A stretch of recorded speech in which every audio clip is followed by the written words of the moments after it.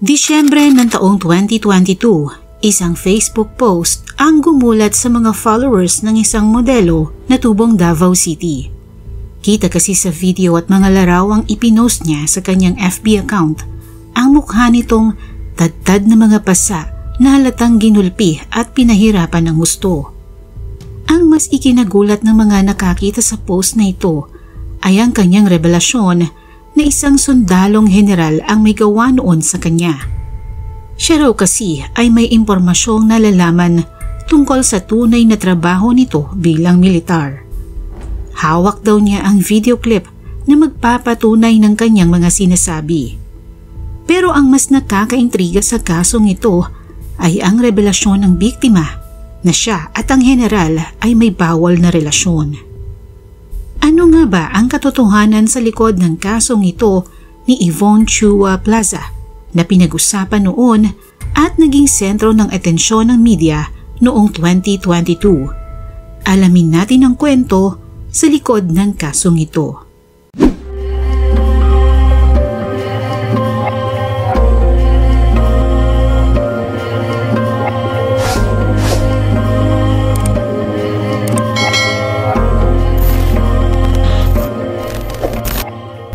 Para sa kasong ito, dumako tayo sa distrito ng Tugbok, Davao City, kung saan naninirahan si Yvonne Chua Plaza, 38 anyos.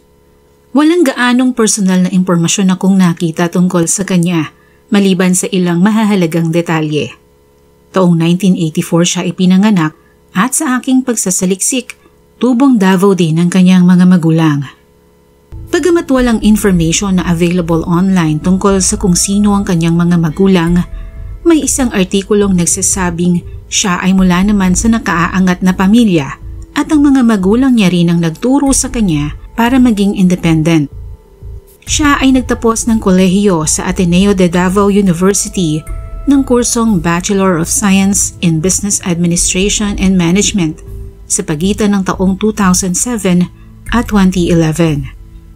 Mayroon din akong nakitang mga TikTok video na nagsasabing siya ay isang transgender.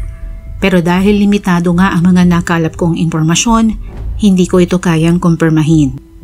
Base sa mga post na naiwan sa kanyang Facebook account, may mga larawan akong nakita doon na nagpapakita ng kanyang kagandahan. Makinis at hindi katakatakang siya ay isang modelo. Si Yvonne, bukod sa pagmamodelo sa mga local cosmetic brands, ay isa ring product specialist ng Pfizer ng 1 taon bago nagtungo ng Indonesia upang magtrabaho sa Kalbe Pharma. Subalit hindi nagtagal ay muli siyang bumalik sa Pilipinas noong taong 2015 upang magtrabaho sa Sanofi bilang product specialist hanggang noong siya ay masawi. Bago ito ay naging business unit manager din siya ng ilang pharmaceutical company dito sa Pilipinas. Sa larangan ng kanyang propesyon at sa mundong kanyang kinabibilangan bilang modelo at social media personality, walang nagakala na sasapitin niya ang madugo at maagang kamatayan dahil noong panahong iyon ay nasa kasagsagan ang kanyang karera. Bago ang December 28, 2022, isang Facebook post ang umani ng samot-saring tanong at pag-aalala para sa kanyang kaligtasan, lalo na ng mga taong malalapit sa kanya.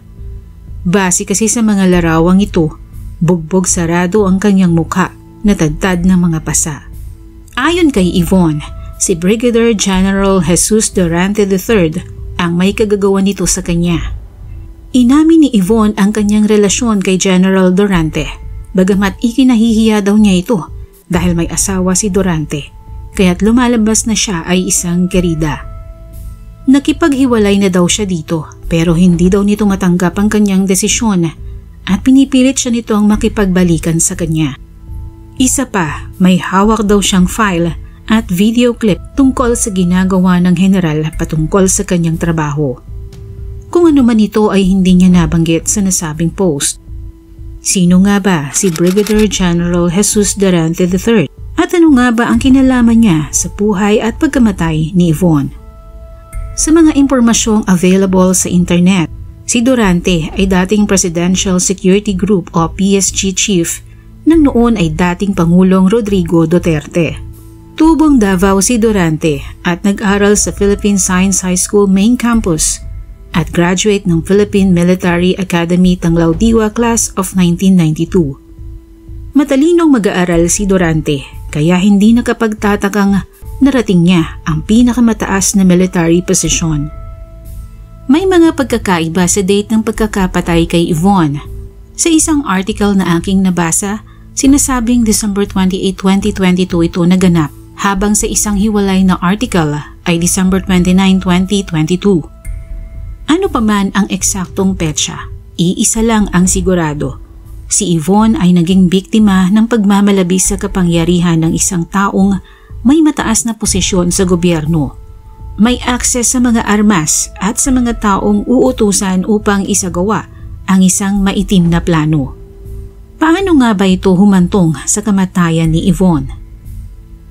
Gabi noon ng Disyembre taong 2022, dakong alas 7:30, habang sakay ng minamanehong Mitsubishi Montero. Wala siyang kahina-hinala sa magaganap sa kanya ng gabing iyon. Pagpasok niya sa gate ng kanilang subdivision, napansin na niya ang isang motorsiklong minamaneho ng lalaking naka-helmet at may angkas itong isa pang lalaki na nakasuot din ng helmet. Hindi niya ito binigyang pansin hanggang sa makarating siya sa Buttercup Street kung saan siya nangungupahan sa Green Meadows Subdivision sa Barangay Santo Niño na sakop ng Tugbok District, Davao City.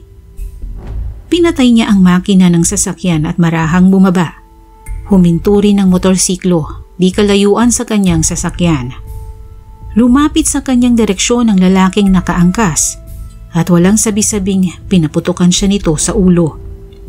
Agad siyang bumagsak sa lupang kinatatayuan niya, dead on the spot.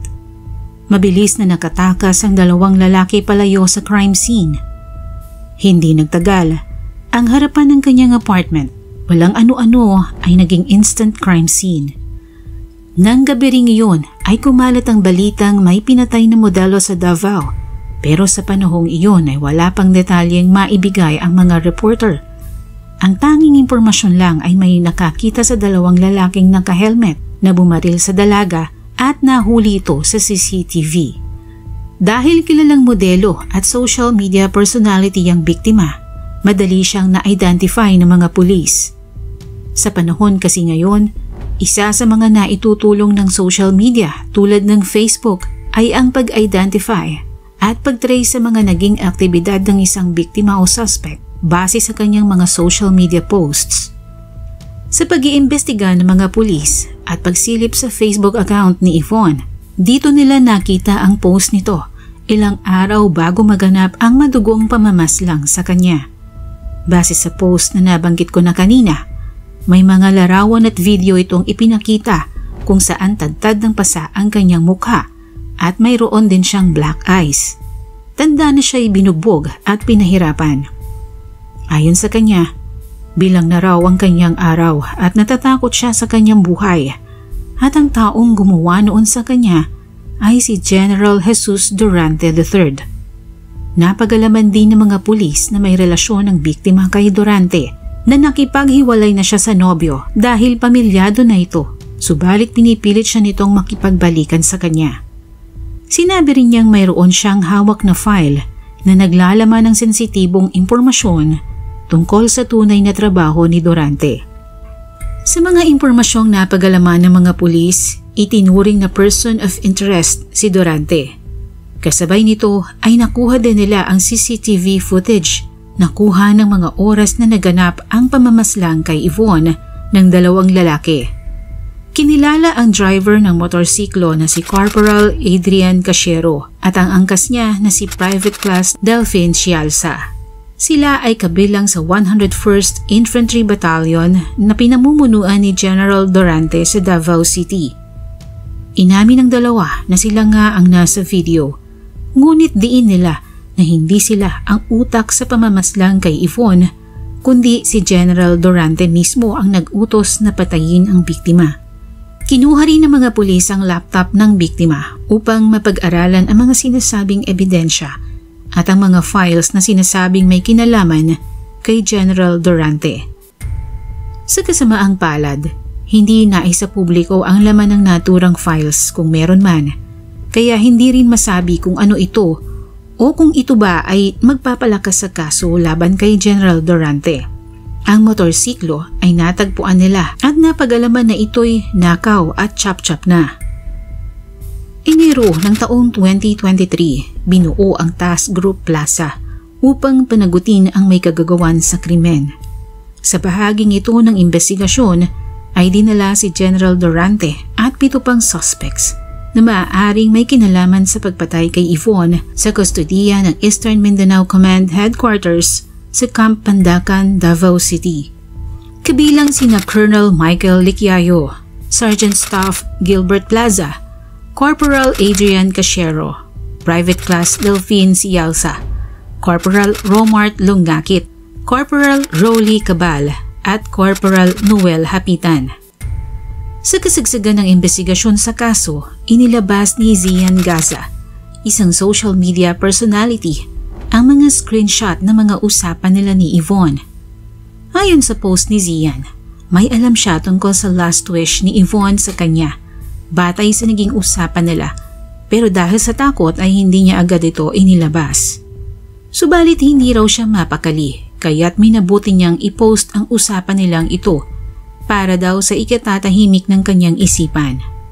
Kailangan lang daw niya itong i-post dahil iyon ang huling habilin sa kanya ni Yvonne. Subalit hindi raw siya handang makipagtulungan sa investigasyon o sa court proceedings. Hindi daw siya kalaban ng general, kundi sinunod lamang niya ang huling habilin ng isang kaibigan. Ayon sa kanilang usapan, baka isang araw ay bigla na lang siyang patayin at palabasin nitong suicide. Pagbayarin daw niya ang may gawa. At ang sabi pa nito, girlfriend siya ng isang high-ranking Army General, dating PSG Commander na ngayon ay Brigadier General Jesus Durante III. At tinatakot siya nitong papatayin siya kapag hindi siya nakipagbalikan dito. Ang sabi pa nito sa mensahe, tulungan mo akong magkaroon ng hustisya. Wala na akong mahinga ng tulong. Nakakulong ako sa kwarto at hindi makalabas. Sa isa pang screenshot sa hiwalay na usapan nila ni Yvonne, nagpasalamat ito kay Zian at ibinalita nitong nakatakas na siya ng Pilipinas at nasa Bali, Indonesia na siya. Nangyari ang usapang ito noong May 22, 2022 at noong panahong iyon ay nasa Indonesia na siya. Kung kailan siya bumalik at kung bakit pa siya bumalik ng Pilipinas ay hindi naging malinaw.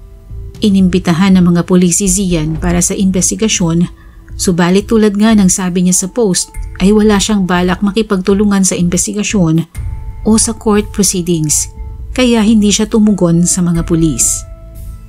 Ang mga akusasyong ito ay mariing itinanggi ni Durante. Ayon sa kanya, tulad ng mga kaibigan at pamilya ng biktima, nais din niyang magkaroon ng katarungan ang pagkamatay ni Yvonne.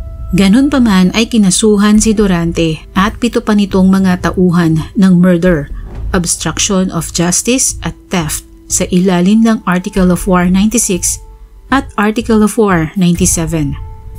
Nagsimula ang court-martial proceedings ng 8 noong Abril taong 2023. Makalipas ang 2 taon, lumabas ang hatol noong May 28, 2025 kung saan napawalang sala ang 5 sa 8 akusado kabilang si Durante. Wala daw sapat na ebidensya na magdidiin sa kanila sa kaso, habang ang 3 na sina Corporal Adrian Casiero ay nahatulan ng 10 hanggang 12 taong pagkakakulong. Ganon din si Private Class Delphine Sialsa, ang magkaangkas sa motorsiklo na identified na bumaril sa biktima, habang si Corporal Rolly Cabal ay nahatulan ng 4 hanggang 6 na taong pagkabilanggo. Ang mga naakwit ay ibinalik sa serbisyo kabilang si Durante, subalit ayon sa korte, hindi na siya maaaring humawak ng mataas na posisyon sa militar kailanman. Ano sa palagay mo, nagkaroon ba ng sapat na katarungan ang pagkamatay ni Yvonne Chua Plaza? Paki-comment na lang ang inyong opinyon sa ibaba ng video ito. Maraming salamat po sa panonood at hanggang sa muli.